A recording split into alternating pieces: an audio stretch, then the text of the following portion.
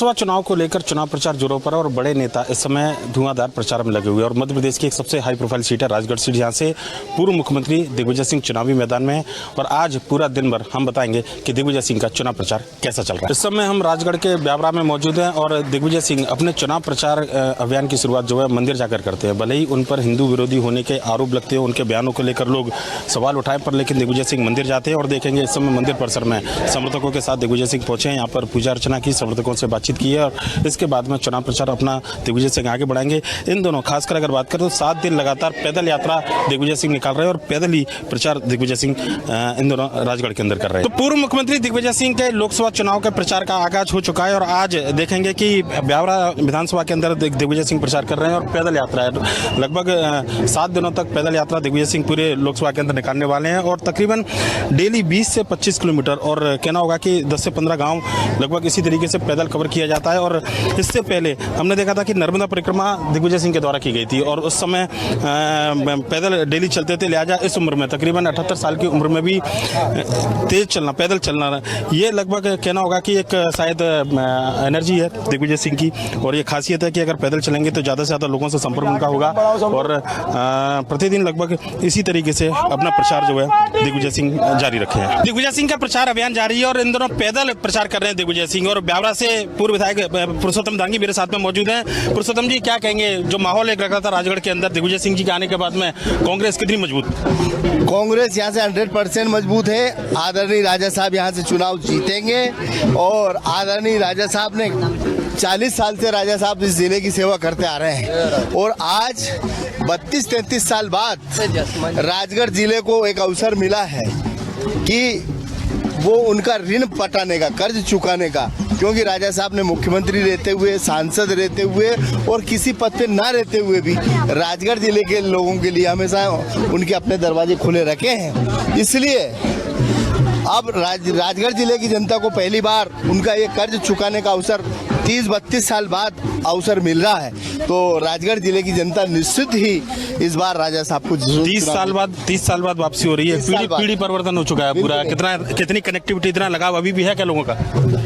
लोगों के दिल में आज भी जगह है और एक बार जिसकी जो छवि बन जाती है, आदरणीय राजा साहब की छवि लोगों के दिल में बहुत स्वच्छ, साफ और सनातनी धर्म के रूप में है, इसलिए उनकी छवि में कोई अंतर नहीं है। और भारतीय जनता पार्टी के जो उम्मीदवार हैं वो 10 साल से सांसद हैं, परंतु कहीं भी उनका आना जाना या मिलना जुलना नहीं है और आदरणीय राजा साहब किसी पद पे ना होते हुए भी राजगढ़ जिले के लोगों की हमेशा सेवा करते रहते हैं, इसलिए उनकी छवि बहुत गजब की, युवाओं में भी गजब का जोश उनकी छवि को लेकर कि दिग्विजय सिंह के आने के बाद निश्चित तौर पर राजगढ़ का चुनाव बड़ा दिलचस्प हो गया है और कम से कम कहना होगा कि जो बात पुरुषोत्तम दांगी कह रहे हैं कि युवा में उनका क्रेज है और जो बता रहे थे कि पीछे किस तरीके से पैदल यात्रा कर निकाली जाती है, तो कम से कम जीवंत संपर्क लोगों से होता है। दिग्विजय सिंह एक राजनीति के माहिर खिलाड़ी, उनको पता है कि राजनीति में किस तरीके से प्रचार करना है और अगर पैदल यात्रा निकाल रहे हैं तो कम से कम ज़्यादा से ज़्यादा लोगों से जुड़ा होगा। इस बात को भी वो अच्छी तरीके से जानते हैं। यही वजह है कि 8 दिन तक लगातार पैदल यात्रा लोकसभा क्षेत्र में दिग्विजय सिंह निकाल रहे हैं। आज हम आपको बता रहे हैं पूर्व मुख्यमंत्री दिग्विजय सिंह का चुनाव प्रचार कैसा चल रहा है। पूरा एक दिन उनके साथ में आज सुबह से मौजूद है, कार्यकर्ताओं से मुलाकात,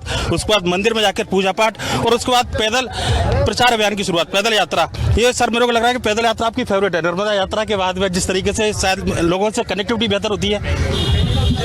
मैंने अभी एक और इस चैनल पे कहा है, मेरे लिए राजनीतिक के 5 सूत्र महत्वपूर्ण हैं। पहला सूत्र संपर्क, इससे बेहतर तरीका संपर्क का बता दीजिए। फिर संवाद, इससे बेहतर तरीका संवाद का बता दीजिए। समन्वय, सारे गुट साथ मिलकर चल रहे हैं। सामंजस्य, सभी लोग वैमनस्यता हटाकर मिलकर चुनाव लड़ रहे हैं। और सकारात्मक सोच, सकारात्मक सोच इसलिए क्योंकि जब चुनाव लड़ने से कई लोग डर रहे हैं, मैं नहीं डरता, जीतेंगे, लड़ेंगे और जीतेंगे।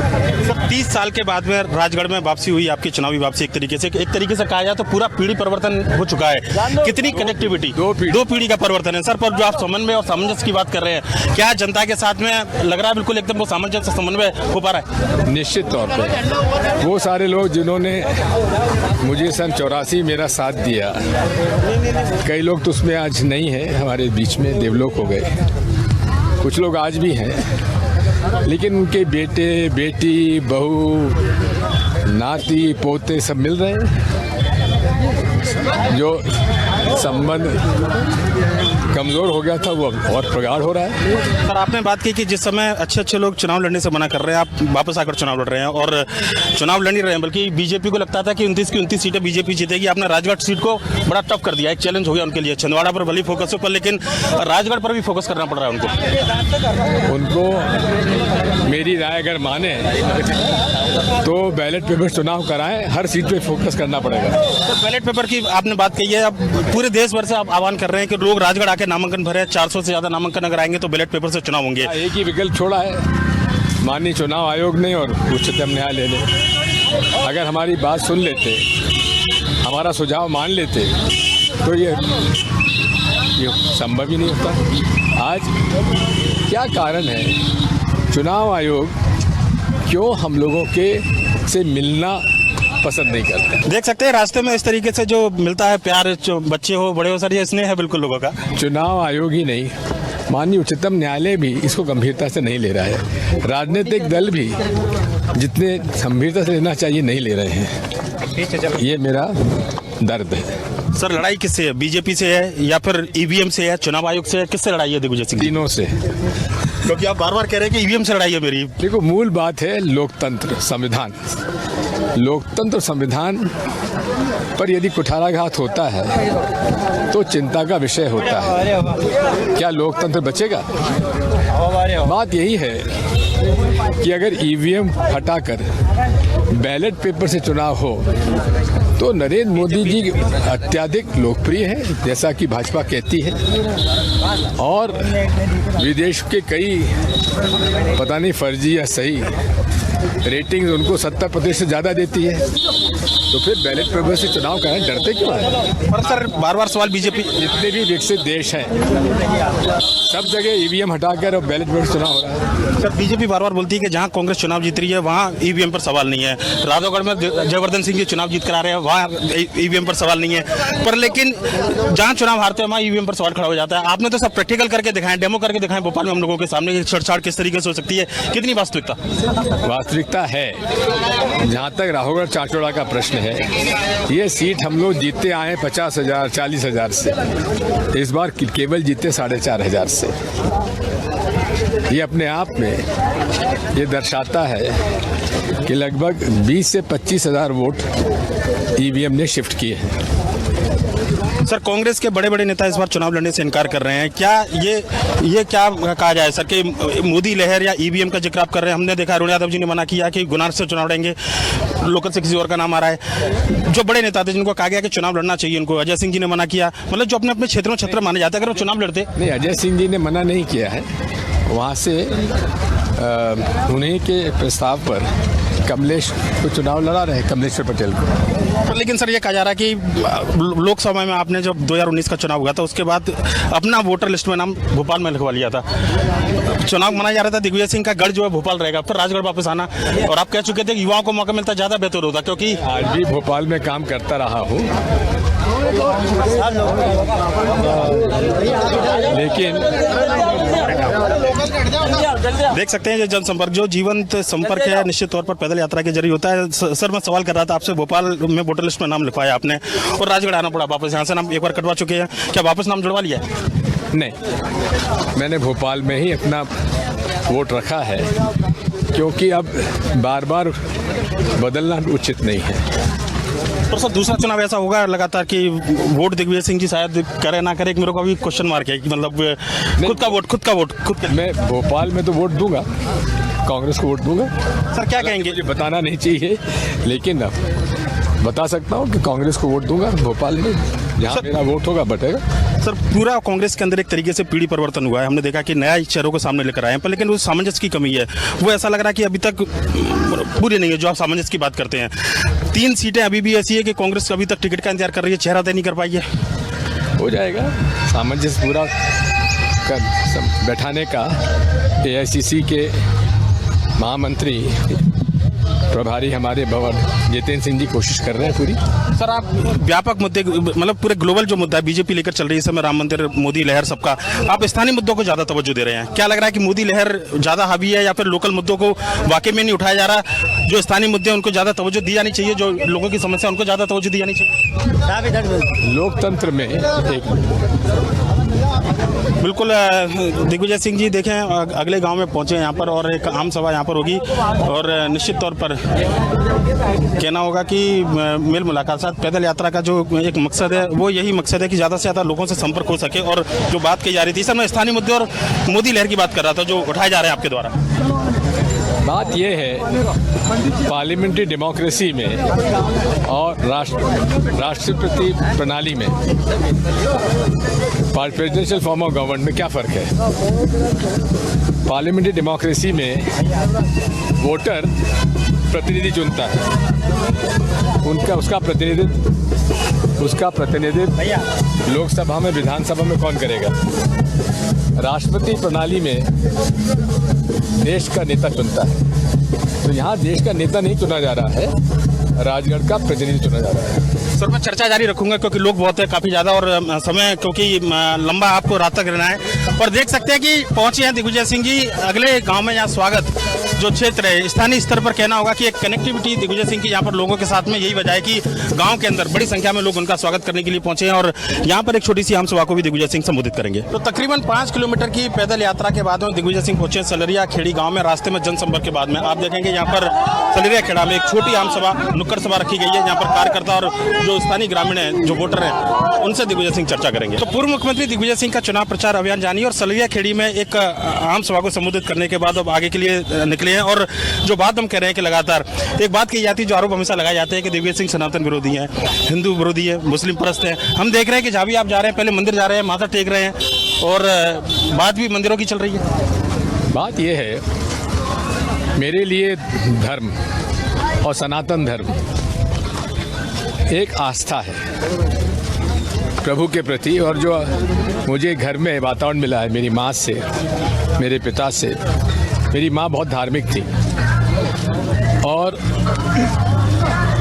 उनके मुझे जो शिक्षा मिली, मैंने स्वर्गीय शंकराचार्य जी महाराज, द्वारका पीठ और जोशी मठ के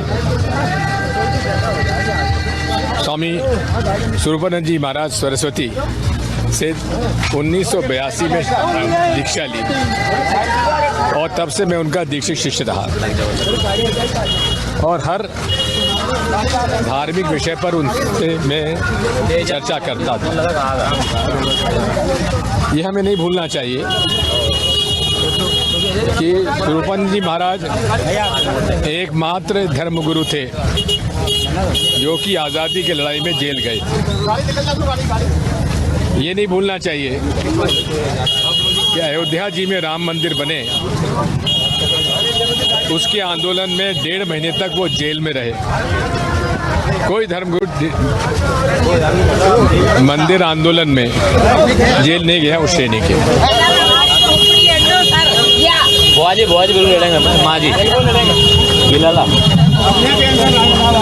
फिर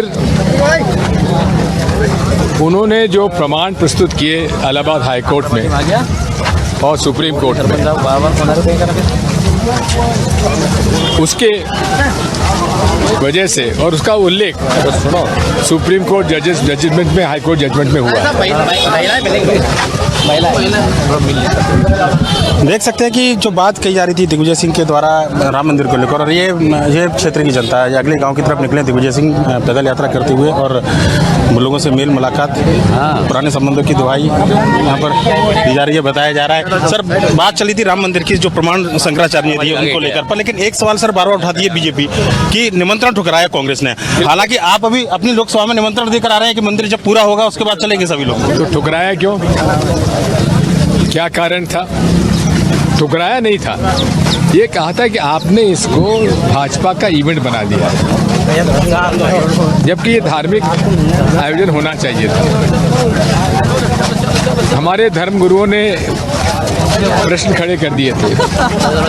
सबसे वरिष्ठ हमारे शंकराचार्य जी, हमारे पुरी के शंकराचार्य जी, उन्होंने भी प्रश्न उपस्थित किया था कि अपूर्ण मंदिर में प्राण प्रतिष्ठा नहीं करना चाहिए, क्योंकि अपूर्ण मंदिर में विधि अनुसार यदि प्राण प्रतिष्ठा नहीं की गई तो उसमें असुरों का वास हो जाता है, ये मान्यता है। तो इन बातों पर भी हमें नज़रअंदाज नहीं करना चाहिए। पर लेकिन सर जब आप अगर जिस दिन मंदिर पूरा हो जाएगा हम सब दर्शन करने जाएंगे। सर आप दर्शन के लिए निमंत्रण दे रहे हैं। हमने भोपाल में आपका जो जिला पंचायत अध्यक्ष का चुनाव उस दिन पूरा दिन निकाला था, साथ में बिना नहाए आप खाना भी नहीं खाते हैं, ये उस दिन पहली बार पता लगा था। बिना पूजा करे खाना भी नहीं खाते हैं। पर लेकिन बार बार जब बात आती है, आप जब माइनॉरिटी की बात करते हैं तो हमेशा ये कहा जाता है कि आप हिंदू विरोधी हैं। मंदिर में आप जा रहे हो, राम मंदिर का निमंत्रण दे रहे हो, आपके जो बयान है उसको इस तरीके से लिया जाता है कि जैसे देश के अंदर दिग्विजय सिंह जो हिंदू विरोधी और माइनॉरिटी के प्रस्त है। बिल्कुल देखो, जब कुछ नहीं मिलता है तो बदनाम करना इनके मिजाज में है। हर किसी झूठे प्रश्न को लेकर ये अपने प्रचार तंत्र पर के माध्यम से व्यक्ति को बदनाम करते हैं। मैं उसकी कभी परवाह नहीं करता। डराते हैं, धमकाते हैं, मैं इनकी परवाह नहीं करता, क्योंकि मुझे अपना धर्म का पालन करने के लिए इनसे प्रमाण पत्र की आवश्यकता नहीं है। ये कोई मेरे धर्म गुरु नहीं है। कौन से शंकराचार्य जी हैं जो आज इनके साथ हैं, बताइए, एक नाम बताइए 5 में से। सर इंडी गठबंधन को लेकर पूरी चर्चा है। मध्य प्रदेश के अंदर समाजवादी पार्टी का इतना कोई वजूद नहीं है, पर लेकिन एक सीट ऐसा लग रहा है कि कांग्रेस ने अपने हाथ से, मतलब मजबूरी कहे या जो भी कहे, पर लेकिन मध्य प्रदेश में पूरी मजबूती के साथ कांग्रेस लड़ती 29 सीटों पर, तो परिणाम और बेहतर होते, कम से कम वोट शेयर तो बढ़ता ही। पहली बात तो ये इंडिया अलायंस है, इंडिया अलायंस नहीं है। इंडिया अलायंस, उसमें हम लोग विचारधारा की लड़ाई लड़ रहे हैं, संविधान बचाने की लड़ाई लड़ रहे हैं, लोकतंत्र बचाने की लड़ाई लड़ रहे हैं। गरीबों का के साथ जो अन्याय अत्याचार हो रहा है उनके पक्ष में लड़ाई लड़ रहे हैं। असमानता, आर्थिक सामाजिक असमानता बढ़ती जा रही है, समाज में नफरत बढ़ती जा रही है। हमारी संवैधानिक संस्थाओं के साथ उनको मजबूर किया जा रहा है, कॉम्प्रोमाइज़ किया जा रहा है। ये लड़ाई लोकतंत्र बचाने की और संविधान बचाने की है। सर दो मुख्यमंत्री इतिहास में ऐसा पहली बार है कि करप्शन के आरोप में जेल के अंदर बंद है। करप्शन? अरे करप्ट लोग तो सारे बीजेपी में चले गए। मोदी गारंटी का एक मैं उदाहरण देता हूँ। आप भोपाल के हैं, भोपाल में आपने उनका भाषण सुना होगा। भोपाल में कहा ये मोदी की गारंटी है। अजीत दादा पवार 70,000 करोड़ का घोटाला इन्होंने किया है, क्या इनको जेल भेजा नहीं जाना चाहिए? लोगों ने कहा जेल नहीं भेजाना चाहिए जी। हाँ, 3 दिन बाद वे महाराष्ट्र में भाजपा और जो विद्रोह करने शिवसेना वालों के उप मुख्यमंत्री बना दिए गए। जिंदाबाद। सर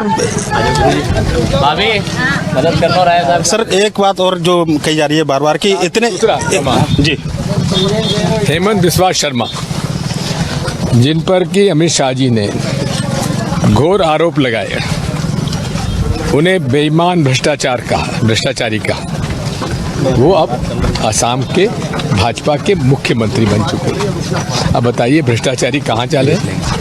26 ऐसे नेताओं के नाम मैं बता सकता हूँ जो कि विपक्ष से भाजपा में गए हैं, जिन पर स्वयं भाजपा ने भ्रष्टाचार का आरोप लगाया था। पर लेकिन सर भगदड़ मची हुई है। ऐसा लग रहा है कि पूरी कांग्रेस जो है बार बार तोड़ के बीजेपी में शामिल कराया जा रहा है नेताओं में। जो बीजेपी के मूल कार्यकर्ता वो तो है ही, पर लेकिन कांग्रेस के कार्यकर्ता क्या कारण है सर? ये आप जो बता रहे हैं, डर, भय या फिर मौका परस्ती, अवसर परस्ती की सरकार अभी नहीं आनी है, या सरकार अभी 5 साल तक बीजेपी की है? आपके कई करीबी जो सहयोगी हैं, कई बड़े नेता जो सालों तक आपके साथ में काम किए, वो बीजेपी चले गए। यह प्रमाणित होता है ये वो लोग थे जो सत्ता से जुड़े हुए थे, जिन्हें सत्ता प्यारी थी, विचारधारा नहीं थी, वो लोग गए, बाकी जनता नहीं गई, आम कार्यकर्ता नहीं गया। आज वो लड़ रहा है, आप देख लीजिए। पर सर वो जाने के बाद आरोप लगाते हैं कि संवादहीनता थी, बड़े नेताओं ने बातचीत नहीं की। क्या वाकई में कांग्रेस में ऐसा है? झूठ झूठ झूठ।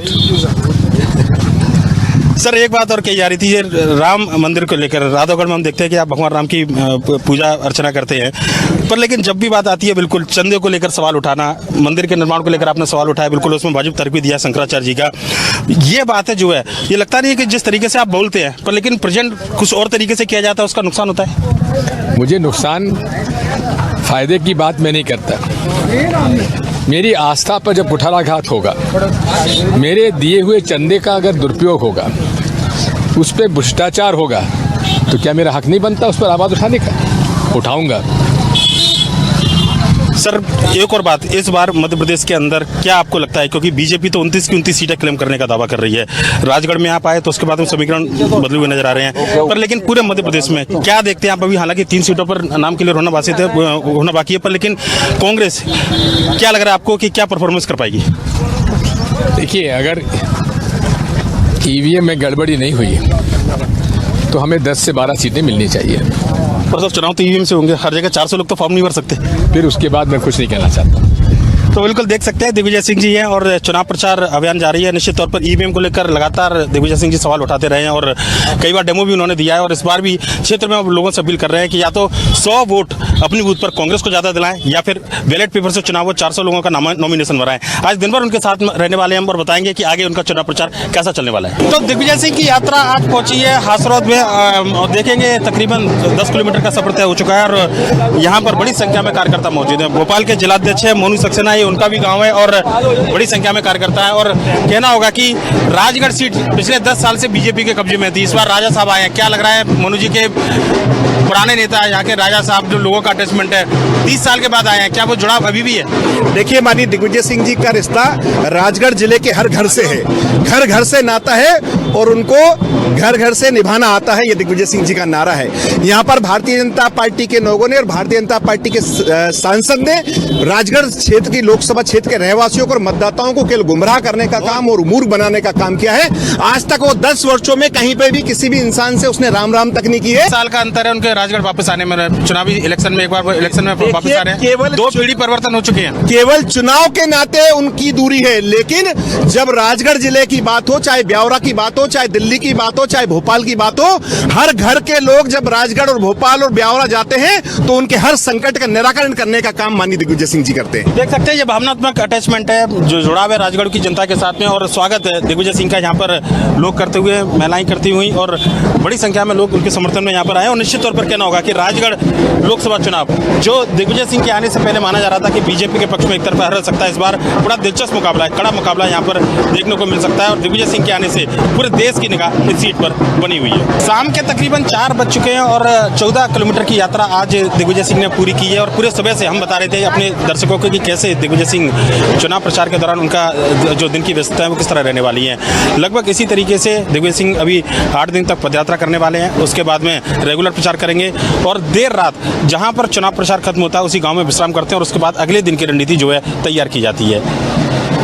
तो ये था पूरा एक दिन दिग्विजय सिंह के साथ में। आप दीजिए मुझे इजाजत, देखते रहिए न्यूज़ 24। नमस्कार।